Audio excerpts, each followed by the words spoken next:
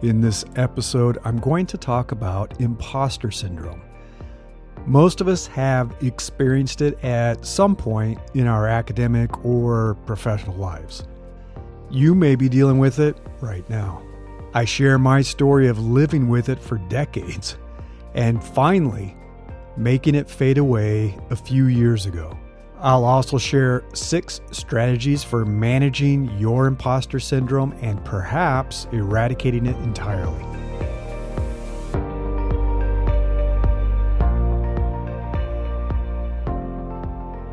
This is Invincible Career, and I'm Larry Cornett. If you've ever felt like an imposter, please know that you're not alone. Most of us feel that way at some point in our lives. Even some of the most successful and famous people that you know have admitted there are times they felt like a fraud. Few examples: Ferrera felt like no one believed she deserved to win an Emmy in the lead actress category in 2007 for Ugly Betty. Tom Hanks said that no matter what you've done, you always wonder when everyone will figure out you're a fraud and take it all away from you. Maya Angelou experienced self-doubt and once said that although she has published more than 10 books, every time she thinks, they're going to find out now. Howard Schultz was the CEO of Starbucks for more than 30 years, but said that almost no one feels qualified for the job of CEO. Emma Watson feels that she's fooled people about her acting abilities. And there are many, many other examples. In fact, up to 82% of people have experienced imposter syndrome. It depends on the screening tool used. It ranges, in one case, as low as 9% and all the way up to 82%.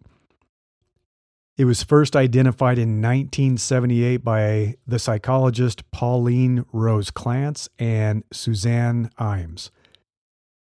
It's common among both men and women, so that's a myth that only women experience or mostly women experience imposter syndrome. Everybody does. And it's not just for young people either. It affects everybody across a wide range of age groups. I've certainly felt like an imposter at different points in my career, and I would guess that many of you listening to this have felt that way too. So why is it a problem? Does it matter? Well, I know that imposter syndrome can definitely hinder your career progress. When I experienced it, I found myself taking fewer risks, and you need to take risks if you're going to be successful, get ahead in your career. I was questioning my judgment. I doubted my talent. And I dismissed my accomplishments as luck and worried that someone would eventually reveal that promoting me was a mistake.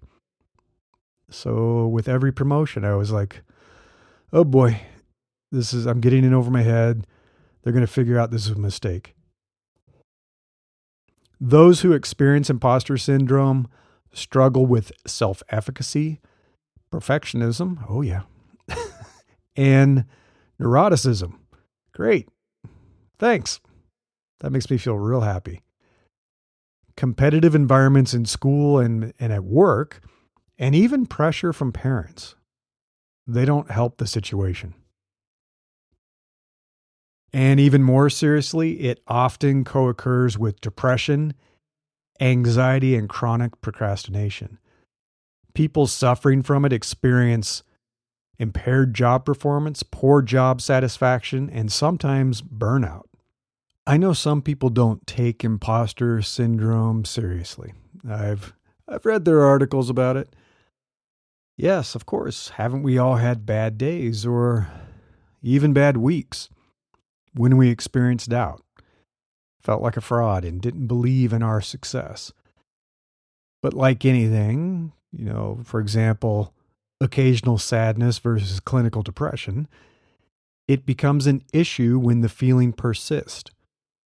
And you almost always feel that way. Imposter syndrome can rob you of your confidence, motivation, and drive. So why do we feel like imposters? That's a good question. I've talked about this before a few years ago. It begins long before you enter the working world, but it reaches all new heights as you progress in your career. I think it starts much earlier than that, though. Imposter syndrome doesn't suddenly appear in your life overnight. It begins in childhood, that moment when someone first told you, and maybe you started believing it, that you were somehow not enough, that who you are is not sufficient or acceptable, that you need to be someone different to fit in, to be accepted, and to make friends, that you need to behave and be perceived in a certain way to succeed. So you begin creating layers of camouflage and layers of defense. This layer makes me look smart. This one helps me make friends. This layer protects me from bullies. This layer is how successful people look and how they behave. This layer is what everyone seems to expect from me. In their book, If I'm So Successful, Why Do I Feel Like a Fake? The Imposter Phenomenon, Harvey and Katz call out 3 indicators of imposter syndrome. Number 1, believing that one has fooled others into overestimating one's own abilities.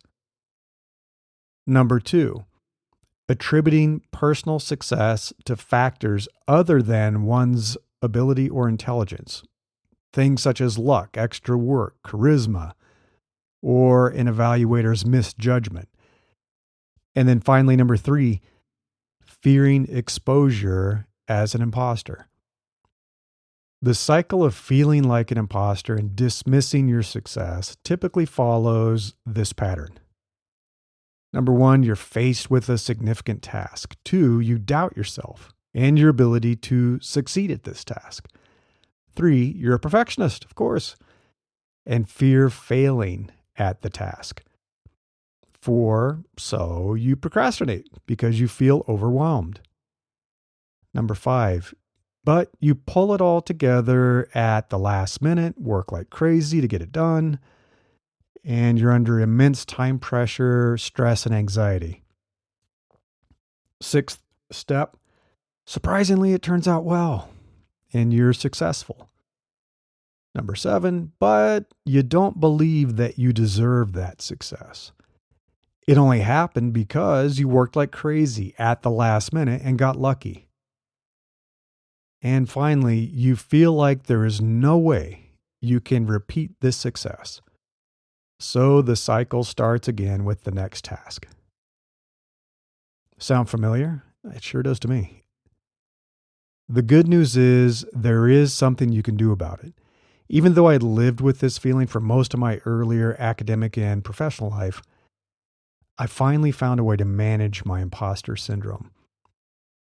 And I'm going to share those strategies a little bit later.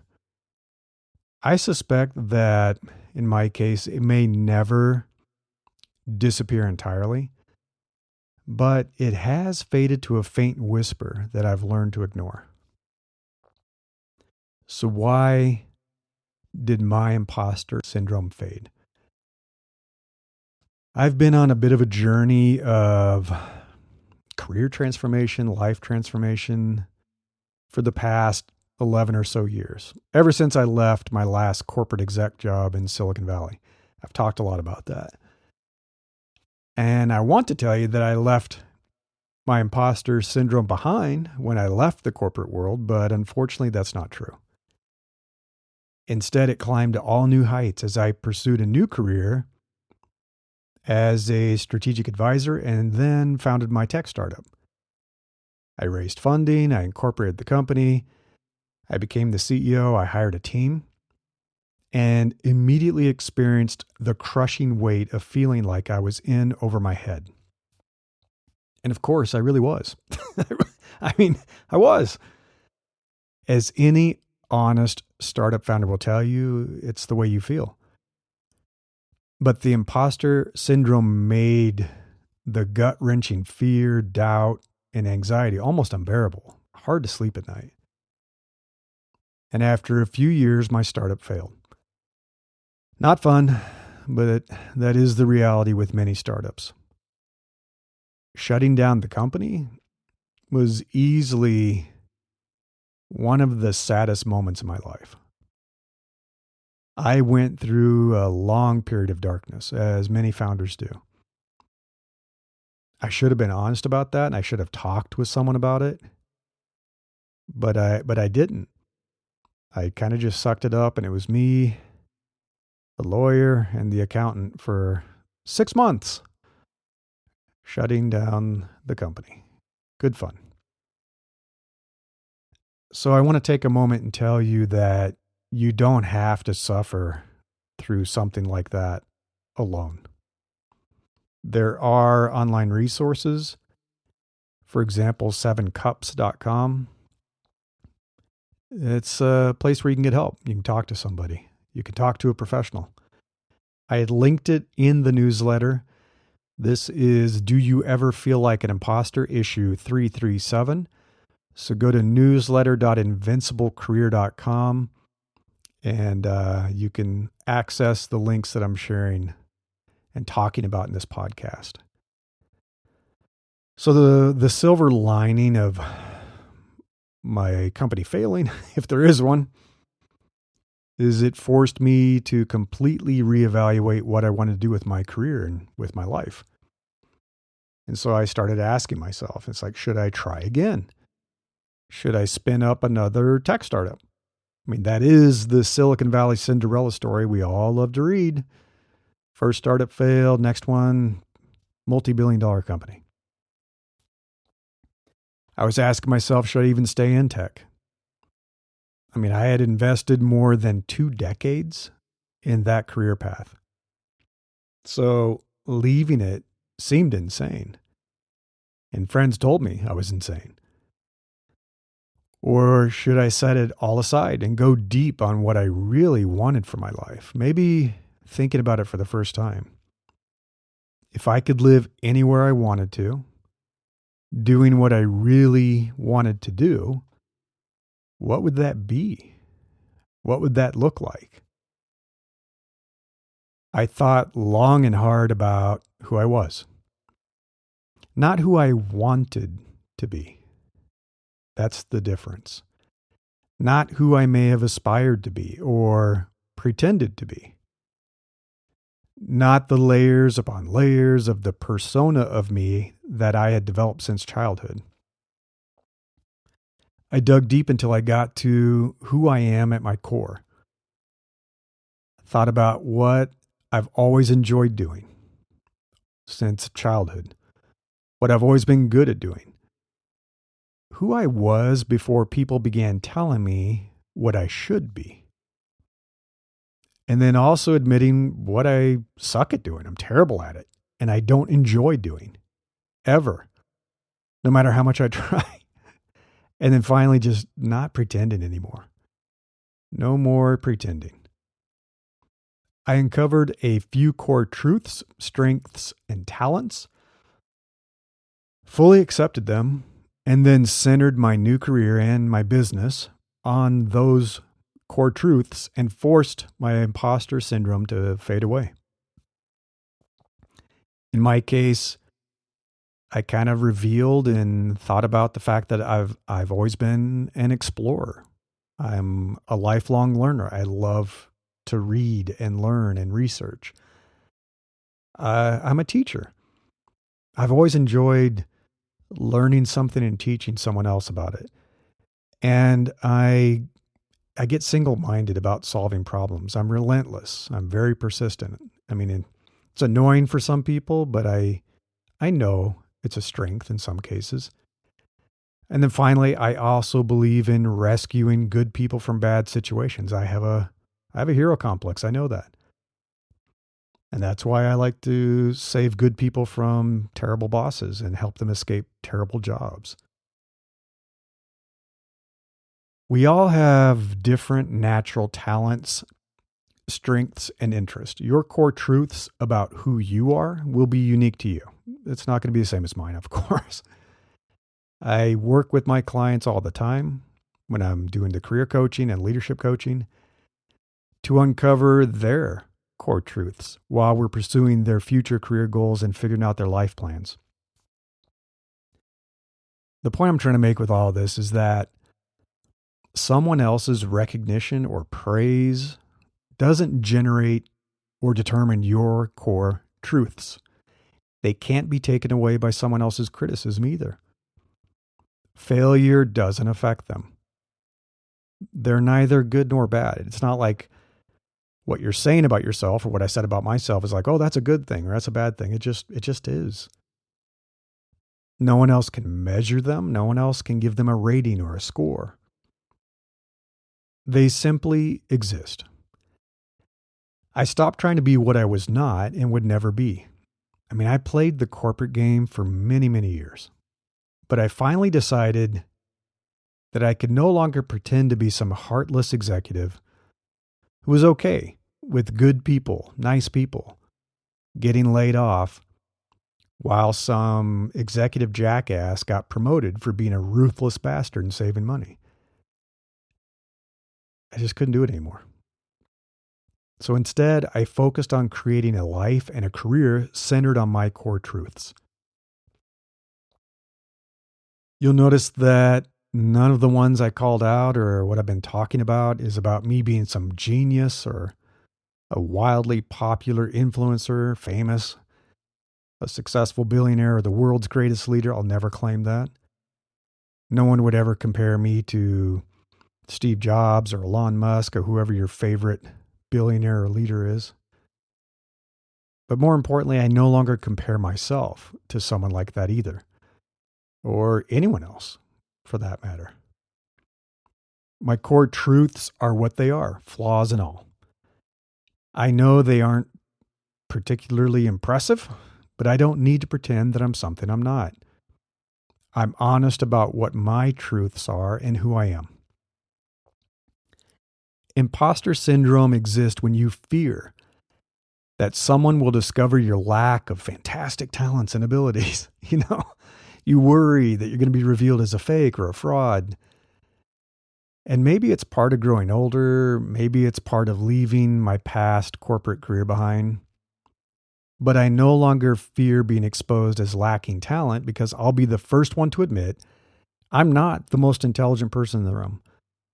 I'll never be the most talented person in the room. And I'm okay with that. Because that's not the value I bring to my relationships. I've survived, I've made mistakes, and I've learned from all of it. I've found my way around so many obstacles to achieve the goals that I needed to. Again, because I'm relentless. I've had enough success that even I finally, after decades and decades, had to admit, okay, maybe it's not all luck. I've had a good life. I'm very happy with who I am and where I am in my life and my relationships, and I'm happy. I've figured out how this crazy world works, and now I want to help others make their way through it so they can be happy too. That's really what it's all about. I'm trying to make people happier, more successful, and more fulfilled. So finally, those 6 strategies I talked about. I mean, it's not unlikely that if you're listening to this, you've suffered from imposter syndrome too. Maybe it comes and goes. Or perhaps it makes you feel sick to your stomach every time you achieve success and you fear the whole facade is going to come crashing down. But there are ways you can manage it. Number 1, as I said before, remember you're not alone. Almost all of us experience it and feel like frauds. So the next time you're in a big meeting, and that could be in person or on Zoom, remind yourself that even the most seemingly confident person in the room has moments of self-doubt. Everyone does. Number 2, accept that no one is perfect. I doubt that you expect others to be absolutely perfect. No one is expecting you to be perfect either. And If someone does demand that you are perfect, you should question whether you want this person in your life anyway. Number 3, recognize your achievements. The people who really know you and believe in you and know what you've accomplished, they know what you're capable of. They know what you've achieved. And it can't all be luck when you've been successful more than a few times. Luck doesn't work that way. So recognize your achievements. Number 4, consider the source. External events and other people can trigger imposter syndrome. When that happens, consider the source of criticism. For example, I remember one leader harshly judging my leadership skills. And it bothered me a little until I considered the source and I thought, this person's a terrible leader. I don't give a damn about their opinion. I don't care. Number 5, find your inner circle. I've mentioned this before. I linked that article. So go to newsletter.invinciblecareer.com and check out this article and the link to this article. But it is so valuable to join or create, if you have to, a group of supportive peers and advisors. When you doubt yourself, and it's going to happen, they will lift you up. They'll cheer you on. They will remind you of how great you are. That's one of the things I do for my clients. Everybody needs it. And it's what my Invincible Career community does for members too. We are all there to support each other, encourage each other, give each other feedback, be the coworkers, the advisors, the friends that we wish we had in our professional lives. It is an incredible feeling to have people believe in you. Finally, invest some time in deeply understanding yourself. What are those core truths about you that no one can take away? Stop defining yourself by who you think you should be or the expectations others have placed on you. Stop letting other people judge you on your talents and skills, especially those ones that you secretly feel you don't genuinely have and don't care. Instead, center yourself on the deep truths that have been core to you for as long as you can remember. Think back on your life, reflect on your childhood, and try to see those patterns. They will emerge. Talk with close friends, talk with loved ones, parents, siblings, people who've known you for a very long time. Your truths will reveal themselves as these consistent threads that keep cropping up in how you work, live, and interact with others. They are a part of defining you as you. The secret to eliminating imposter syndrome is to center yourself on who you truly are. Be radically honest, even if it's sometimes a little painful, but be honest about your strengths, your talents, your weaknesses, and your flaws. It's okay to be a normal human being. Really, it is. Discard the labels and the assessments used to measure you by what you are not. You can't be revealed as an imposter for something you no longer define yourself as being. It is incredibly liberating. Ralph Waldo Emerson said, "To be yourself in a world that is constantly trying to make you something else is the greatest accomplishment." I'm not saying that you don't need other knowledge, skills, and experience to do your job well. Of course you do. But they don't have to define you. That's an important distinction. Your manager's assessment of your skills, whether it's good or bad, should have no impact on your sense of worth or your identity. Yeah, your knowledge and your skills, they're helpful tools, but they are not who you are. I'm also not saying that you don't need to make a good impression on others if you want them to hire you and work with you. But you don't need to be fake. Being fake might get you in the door, but maintaining that facade, it will make you miserable. You'll be much happier in your next job when it maps closely to your core truths and who you really are, or the business that you create. If you want to be a solopreneur, and I've talked about that before, this is your chance. unlike any other job you've had, when you build your own business, you define exactly what it is. You can make it all about what you're really good at doing, what you enjoy doing, how you want to help other people. It is one of the best opportunities to build your professional life around who you are. If you have other tips for managing your imposter syndrome, or you've heard of something, or a friend has done it, please share them. Find this podcast, go to newsletter.invinciblecareer.com, share it in the comments. There's no reason any of us should suffer with imposter syndrome. Thanks for listening. I hope you enjoyed this episode, and if you would like to follow upcoming releases of the show, please subscribe. And as always, I appreciate your ratings and reviews. Thank you. If you would like to learn more about Invincible Career and the podcast, you can visit invinciblecareer.com. Until next time, I wish you the best of luck in becoming an opportunity magnet for the best things in life.